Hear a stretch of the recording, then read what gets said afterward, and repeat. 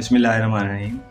बच्चों, हम 9th class physics के न्यूमेरिकल्स कर रहे हैं। हमने न्यूमेरिकल सीरीज़ स्टार्ट की हुई है, तो उस न्यूमेरिकल सीरीज़ में चैप्टर नंबर 3 के न्यूमेरिकल्स पे हम पहुँचे हैं। अभी आज हमारे पास न्यूमेरिकल नंबर 3.4 है। अभी इसको स्टार्ट करते हैं इस न्यूमेरिकल को। तो इस न्यूमेरिकल की स्टेटमेंट मैं आप लोगों के सामने रीड आउट कर रहा हूँ, उसको ज़रा गौर से सुनिएगा आप लोग। हमारे पास कहा जा रहा है कि find the acceleration produced by a force of 100 Newton in a mass of 50 kilogram. देखिए बच्चों, इस न्यूमेरिकल को अगर आप गौर से सुने तो इसमें कहा यह जा रहा है कि हमारे पास हमने 100 न्यूटन की एक बॉडी पे फोर्स लगाई है। जिस बॉडी पे फोर्स लगाई है उसका मैस है 50 किलोग्राम। 100 न्यूटन हम उसके ऊपर क्या लगा रहे हैं? फोर्स, और उसका मैस कितना है? 50 किलोग्राम। हमें बताना है कि उस बॉडी के अंदर एक्सेलरेशन कितना पैदा होगा। तो बच्चों, अगर दोबारा हम थ्योरी रिवाइज करें तो Newton second law of motion again यहाँ पे आता है कि जब किसी बॉडी के ऊपर फोर्स लगाई जाती है तो उसके अंदर एक्सेलरेशन पैदा होती है in the direction of force.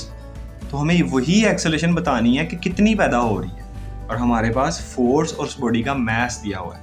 तो Newton second law of motion की जो न्यूमेरिकल फॉर्म है, जो उसका फॉर्मूला है, उसमें भी यही क्वांटिटीज आती हैं, फोर्स, मैस और एक्सेलरेशन। तो हम उसी को ही यूज़ करके इसका सोल्यूशन करेंगे। तो अभी हम इसको स्टार्ट करते हैं। सबसे पहले हमारे पास जो गिवन में चीज़ दी हुई है वो फोर्स है, और फोर्स को कैपिटल एफ से डिनोट करते हैं। ये कितनी दी हुई है हमारे पास? 100 न्यूटन।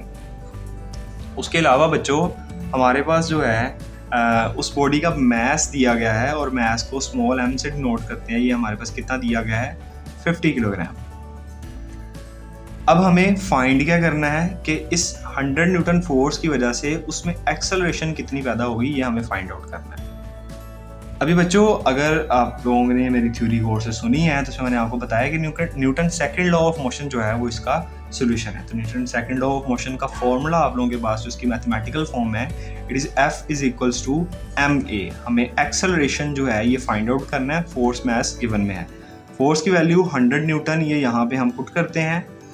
उसके बाद मैस हमारे पास 50 किलोग्राम, ये हम यहाँ पे पुट करते हैं। एक्सेलरेशन जो है ये हमने फाइंड आउट करनी है। अब हमें जो चीज़ फाइंड आउट करनी होती है उसको साइड पे अकेला करना होता है। इसके साथ 50 किलोग्राम जो है ये इजाफी है, इसको हम दूसरी तरफ लेके जाएंगे। ये इधर मल्टीप्लाई हो रहा है, दूसरी तरफ जाके क्या होगा? Divide, according to mathematical rules. तो ये हमारे पास यहाँ पे न्यूटन का जो है हम बेस यूनिट अगेन लिखेंगे। पीछे भी काफ़ी न्यूमेरिकल्स में बता चुका हूँ, इसका base unit Newton second law of motion में भी बताया गया था, कितना होता है? किलोग्राम मीटर पर सेकंड स्क्वायर। ठीक है बच्चों, और ये 50 किलोग्राम इस तरफ मल्टीप्लाई और उधर जाके डिवाइड होगा। तो ये आपका क्या बन जाएगा? डिवाइडेड बाय 50 किलोग्राम, और इक्वल आ जाएगा ये किसके? एक्सेलरेशन के। अब हमारे पास यहाँ पे देखें, किलोग्राम किलोग्राम से कैंसिल आउट हो जाएगा। ये हमारे पास 51 एंड 52 100 होता है। तो इस तरफ जो क्वांटिटीज बची हैं वो है 2, उसके बाद मीटर पर सेकंड स्क्वायर। ये हमारे पास किसके इक्वल आ गया?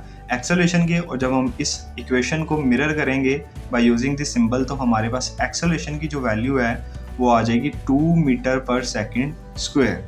तो बच्चों, ये हमारे पास एक्सेलरेशन की फाइनल वैल्यू है जो कि हमने फाइंड आउट करनी थी। अगर 50 किलोग्राम बॉडी के ऊपर हम 100 न्यूटन की फोर्स अप्लाई करते हैं तो उस बॉडी में 2 मीटर पर सेकंड स्क्वायर की एक्सेलरेशन पैदा होगी। Newton second law of motion यहाँ पे कंफर्म हो रहा है। तो आई होप सो आप लोगों को ये न्यूमेरिकल समझ आया होगा। अगर आपको ये न्यूमेरिकल समझ आया है तो हमारी इस वीडियो को लाइक कर दें, हमारे चैनल को सब्सक्राइब करें, अपने दोस्तों के साथ भी शेयर करें, ताकि उन्हें भी अगर किसी न्यूमेरिकल में प्रॉब्लम हो रही है तो यहाँ पे आके समझ सकें। मिलते हैं इंशाल्लाह नेक्स्ट वीडियो में। तब तक अल्लाह हाफिज़।